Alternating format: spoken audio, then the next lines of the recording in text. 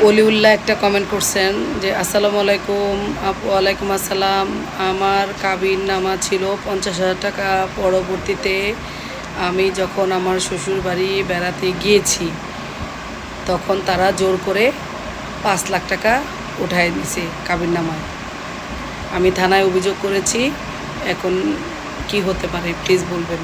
আচ্ছা, অভিযোগ করে খুব ভালো করছেন। মানে এটা আইনের জানা থাকলো যে প্রথমে আপনি কাবিননামা 50 করছেন, পরবর্তীতে তারা যখন তাদের বাসায় বেড়াতে গেছেন তারা জোর করে 5 লাখ টাকা বসায় নিছে।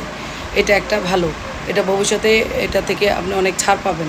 এক, সেকেন্ড হলো 50,000 টাকা যে কাবিন করছে সেইটা কি আপনার কাবিননামা আছে?